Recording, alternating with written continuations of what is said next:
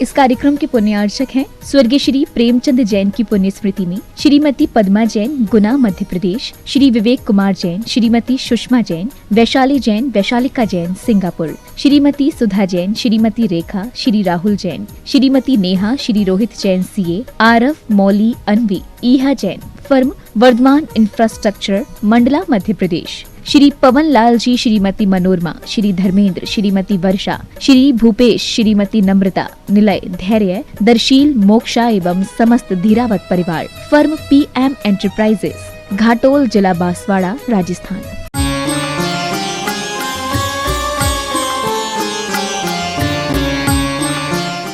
सोऽस्त्यात्मा सोऽपि योगोऽयं किर्माद्धेतु फलावः योग्राह्योग्राह्यनाद्यन्तः स्थित्युत्पत्तिव्ययात्मका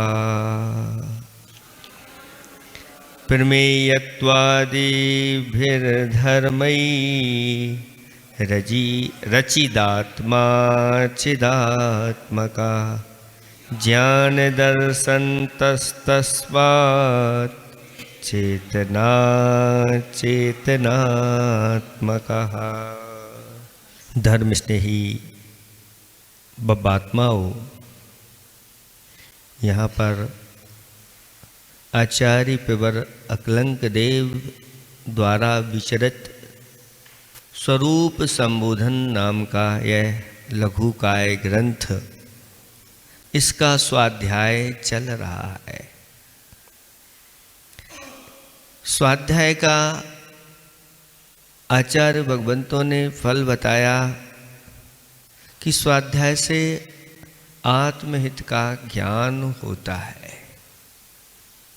और यहाँ पर तो आत्मा के स्वरूप और परमात्मा के स्वरूप और सभी पदार्थों का स्वरूप अनेकांत दृष्टि से बताया जा रहा है।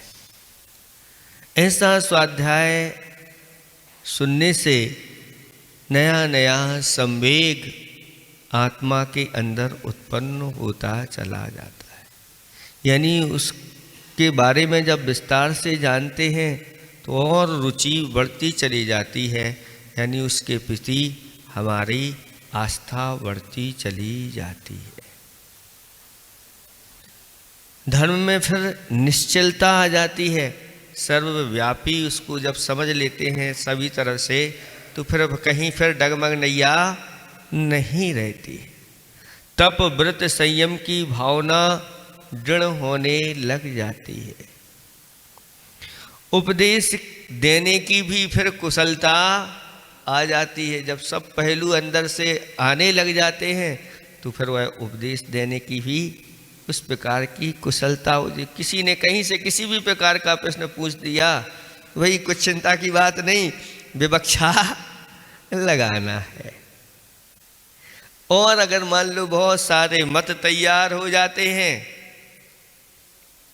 लेकिन वह मत अगर आचार्य प्रणीत हैं तो एक नहीं 10 मत भी खड़े हो जाएंगे तो भी हम उनसे सामने वाले को उत्तर देना है, ये कौन सा मत इनमें सही है। तो भैया वर्तमान में अवधि ज्ञान मने पर्याय ज्ञान और केवल ज्ञान नहीं है। आचार्य भगवंतों ने अगर आगमिक वह आचार्य परमेष्टि हैं तो फिर सभी मत हमें स्वीकार है। लेकिन ये सभी मत सही हो ये नहीं कह सकते। इनमें से कोई एक सही है, अथवा कोई विवक्षा लगा करके सभी भी सही हो सकते, लेकिन हम निर्णय नहीं दे सकते क्योंकि हमें अभी प्रत्यक्ष ज्ञान नहीं। तो द्रव्य पदार्थों का ज्ञान इसके माध्यम से होता है। हिताहित का विवेक शास्त्र पद्धति से हो जाता है। प्रवृत्ति और निवृत्ति स्वरूप समझ में आने लग जाता है। विनय के साथ मन एकाग्र हो जाता। अगर विनय के साथ अगर इसको पढ़ते हैं, प्रमाद छोड़ करके मन भी एकाग्र हो जाता है और इंद्रियां भी बस में हो जाती हैं। और मुनिराज हैं तो त्रिगुप्ति का पालन भी स्वाध्याय में हो जाता है। अतिशय अर्थ से भरे अपूर्व अश्रुत तत्व का लाभ इसके माध्यम से हो जाता है। धर्म श्रद्धा से चित्त आनंदित हो जाता है, गुणों की वृद्धि हो जाती है, दोषों की हानि हो जाती है। श्रद्धान ज्ञान तप और संयम में स्थिरता आ जाती है, भाव शुद्धि, साथ साथ में कर्म निष्ठा भी स्वाध्याय का ये फल जानना चाहिए। ऐसा यह स्वाध्याय इसको तप के रूप में ग्रहण किया गया है। अगर मन एकाग्र हो जाए, इस स्वाध्याय में लीन हो जाए, तो कहते हैं अगर चतुर्थ काल आदि होते हैं तो एक अंतर्मूर्त में ही वह घातिया कर्मों का नाश करके केवल ज्ञान प्राप्त कराने वाला है, और ज्ञान की आराधना समाधि की ओर भी ले जाती है।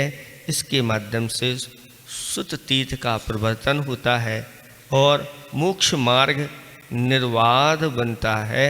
इसलिए स्वाध्याय रुचि पूर्वक सुनना चाहिए। अब आगे की यात्रा प्रारंभ होती है कि अभी तक हमने आत्मा के स्वरूप को जाना सामान्य गुणों के माध्यम से और विशेष गुणों के माध्यम से, चेतन गुणों के माध्यम से, अचेतन गुणों के माध्यम से।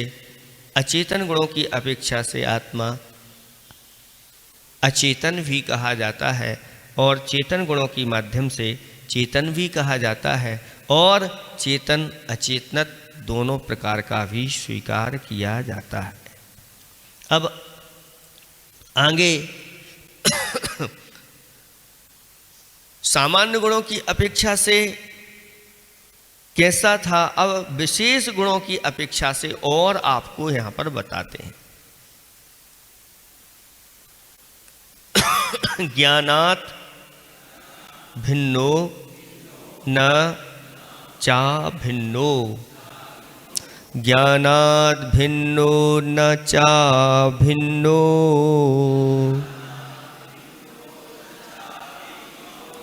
भिन्ना भिन्नः कथंचन, ज्ञानं पूर्वापरिभूतं,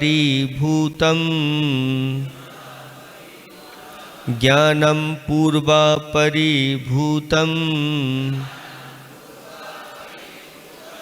सोय मात्मेति कीर्तितः, कीर्तितः, सोयमात्मेति कीर्तितः, ज्ञानाद् भिन्नो न चा भिन्नो, भिन्ना भिन्ना कथंचन, ज्ञानं पूर्वापरिभूतं,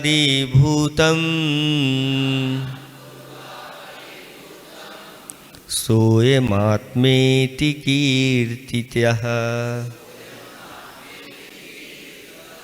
पढ़ें एक साथ।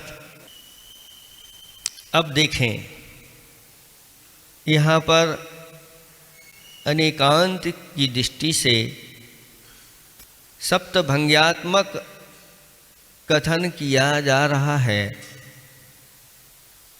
जैसे सामान्य गुणों की अपेक्षा से आत्मा प्रमेयत्व आदि उसके पास गुण होते हैं, उसकी अपेक्षा से आत्मा कैसा था? अचेतन था। लेकिन ज्ञान और दर्शन ये गुण चेतनात्मक गुण हुआ करते हैं, इसलिए इनकी अपेक्षा से आत्मा चेतना। लेकिन वह ज्ञान जो है वह आत्मा से भिन्न है या अभिन्न है? अभिन्न, क्योंकि उसके बिना तो आत्मा रहती ही नहीं। लेकिन इसको अच्छी तरह से समझना है। यहाँ पर कहा जा रहा है कि कथनचित अभिन्न है, ना कि सर्वथा। सर्वथा अभिन्न नहीं है, कथनचित अभिन्न है और कथनचित भिन्न भी है। कैसे है? तो यहाँ पर इसका अर्थ लगाते हैं कि ज्ञानात भिन्ना, ज्ञान से भिन्न ना, और अभिन्ना, और अभिन्न भी नहीं। आत्मा का जो ज्ञान गुण है, उस ज्ञानात, उस ज्ञान गुण से यह सर्वथा ना तो भिन्न है, ना ही सर्वथा अभिन्न है। कथनचित भिन्न है और कथनचित अभिन्न है। बस एक कथनचित शब्द जो है ना, बहुत बड़ी जीत दिला देता है, और सर्वथा शब्द तो वह हरा देता है। क्योंकि सर्वथा शब्द जो होता है वह एक पहलू को ही पकड़ के चलता है, और स्याद शब्द अपेक्षा लगा करके अनेक पहलुओं को कथन में वह ले आता है, और वस्तु का स्वरूप पूरा का पूरा क्रम क्रम से वह रखता चला जाता है। और सर्वथा शब्द जो है ना, वहीं के वही, बस आगे नहीं बढ़ सकता, जो है सो बस उतना ही है, ऐसा वह एकांत से चलने वाला होता है। तो यहाँ पर कहा जा रहा है कि उस ज्ञान गुण से ना तो आत्मा यह सर्वथा भिन्न है और ना अभिन्न है। अभिन्न का सर्वथा एक रूप भी नहीं है। और कहते हैं भिन्ना भिन्न कथंचन, किसी अपेक्षा से भिन्न और अभिन्न है। ज्ञानम पूर्वा परिभूतम, जो ज्ञान है वह पूर्व में भी है और भविष्य में भी है और वर्तमान में भी है। आत्मा ज्ञानमयी है, ये वर्तमान में ध्रुव की अपेक्षा से कहा जाता है। लेकिन इस आत्मा में अनंत ज्ञान की पर्यायें हो चुकी हैं, ये पूर्वा कहलाता है। जब हो चुकी हैं तो वो आत्मा से भिन्न हो गई, तो पर्याय की अपेक्षा से यह ज्ञान कथनचित आत्मा से भिन्न है। और भविष्य में भी बहुत सारी पर्यायें आत्मा के अंदर होंगी, लेकिन अभी तो नहीं है। इसके कारण से भी आत्मा से ज्ञान भिन्न है। लेकिन ध्रुव की अपेक्षा से देखा जाए तो वर्तमान में वह ज्ञानमयी है। एक ही समय में भी ये तीनों चीजें घटाई जा सकती हैं, और अलग अलग भी इनको घटाया जा सकता है। इसकी अपेक्षा से यहाँ पर आत्मा पर्याय की अपेक्षा से, जो पर्यायें नष्ट हो गई हैं और जो पर्यायें भविष्य में उत्पन्न होगी, उनकी अपेक्षा से तो यह भिन्न है। और अगर द्रव्य की अपेक्षा से ध्रुव की ओर दृष्टि चली जाती है तो उसकी अपेक्षा से वह अभिन्न है, ऐसा जानना चाहिए। क्योंकि प्रति समय प्रत्येक द्रव्य में ये पर्यायें उत्पन्न हुई। अनादि निधने द्रव्ये स्व पर्याया प्रतिक्षणम उन्मज्जन्ति निमज्जन्ति जल कल्लोल व जले। जैसे समुद्र में कल्लोलें यानी उसकी लहरें उत्पन्न होती रहती हैं और नष्ट होती रहती है, ऐसे ही अनादि निधन इस द्रव्य में, जितने भी द्रव्य हैं सभी द्रव्य में, सिर्फ आत्मद्रव्य में ही नहीं, सभी द्रव्यों में प्रति समय पर्यायें उत्पन्न हो रही हैं और नष्ट हो रही हैं। इसीलिए कहा गया है कि सिद्धों को जैसे ही सिद्धत्व की प्राप्ति होती है तो उनके अंदर ज्ञान की उत्पत्ति भी पर्यायों की अपेक्षा से प्रति समय नया नया ज्ञान का अनुभव करते रहते। जितने गुण हैं उनके नए नए, जैसे अनंत सुख या अव्यवहात सुख है, तो सुख में भी नया नया सुख प्रति समय उनको, ऐसे कि नहीं वही का वही सुख मिलता रहे, क्योंकि पर्यायें तो नई नई उत्पन्न हो रही हैं, चाहे ज्ञान की हो, चाहे दर्शन गुण की हो, चाहे सुख गुण की हो। इस प्रकार से प्रति समय उन्हें नया नया अलौकिक सुख प्राप्त होता रहता है और वो पर्यायें निकलती चली जाती हैं, नई पर्यायें उत्पन्न होती चली जाती हैं, ऐसा यहाँ पर कहा जा रहा है। तो अपेक्षा लगा करके यहाँ पर कथन किया जा रहा है। और आगे क्या कहते हैं, पूर्व यानी अतीत काल और अपरिभूतम यानी भविष्य काल, इसकी अपेक्षा से वह ये कहलाती हैं पर्याय, इनकी अपेक्षा से तो भिन्न है और द्रव्य की अपेक्षा या उत्पाद व्यय की अपेक्षा से भिन्न है और द्रव्य की अपेक्षा से वह अभिन्न है, या पर्याय की दृष्टि से भिन्न है और द्रव्य की दृष्टि से अभिन्न है। सा अयम आत्मा इति कीर्तिताः। सा माने वह, अयम आत्मा यह आत्मा, प्रसिद्ध यह आत्मा, कीर्तितः इस इति कीर्तितः इस प्रकार से वह आत्मा कहा गया है, ऐसा समझना चाहिए।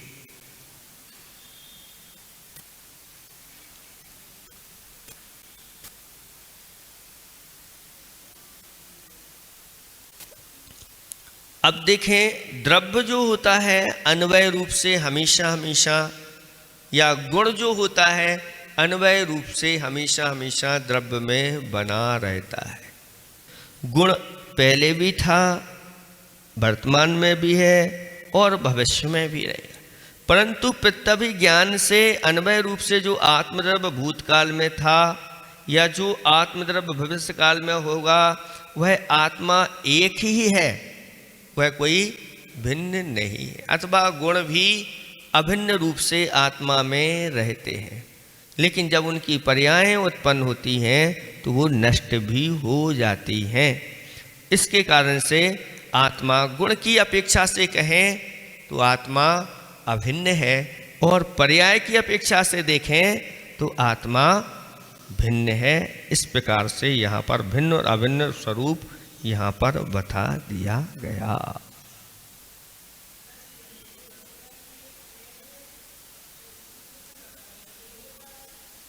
वर्तमान पर्याय तो अभी वर्तमान की है और द्रव्य भी है, तो वर्तमान की पर्याय तो समय पे है तो अभिन्न है। वह एक ही समय में तीनों चीजें घटा सकते हैं। वर्तमान की पर्याय जो है वह वर्तमान में ही रहती है, लेकिन वर्तमान की पर्याय भी उसको जाना है स्थायी रहने वाली नहीं है। भूत भविष्य की पर्याय तो अभी आत्मा के साथ नहीं है ना, वर्तमान की तो है, इसलिए वर्तमान की अभी छोड़ दें, भूत और भविष्य की अपेक्षा लगा करके कथन करेंगे तो वह अभी वर्तमान में नहीं होने के कारण से वह भिन्न हो गई है, ऐसा जानना चाहिए।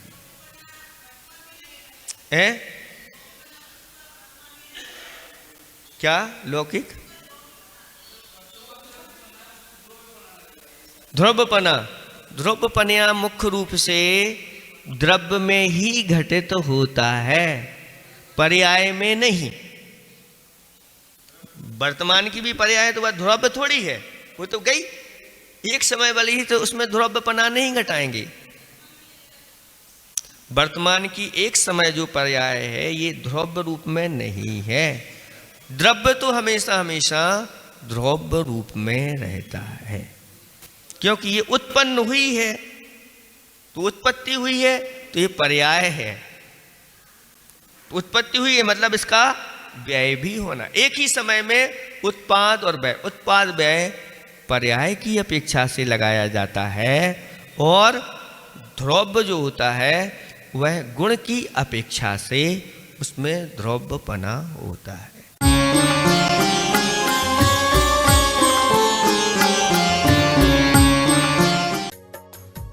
इस कार्यक्रम के पुण्यार्चक थे स्वर्गीय श्री प्रेमचंद जैन की पुण्य स्मृति में श्रीमती पद्मा जैन, गुना, मध्य प्रदेश, श्री विवेक कुमार जैन, श्रीमती सुषमा जैन, वैशाली जैन, वैशालिका जैन, सिंगापुर, श्रीमती सुधा जैन, श्रीमती रेखा, श्री राहुल जैन, श्रीमती नेहा, श्री रोहित जैन सीए, आरव, मौली, अनवी, ईहा जैन, फर्म वर्धमान इंफ्रास्ट्रक्चर, मंडला, मध्य प्रदेश, श्री पवन लाल जी, श्रीमती मनोरमा, श्री धर्मेंद्र, श्रीमती वर्षा, श्री भूपेश, श्रीमती नम्रता, निलय, धैर्य, दर्शील, मोक्षा एवं समस्त धीरावत परिवार, फर्म PM एंटरप्राइजेस, घाटोल, जिला बांसवाड़ा, राजस्थान।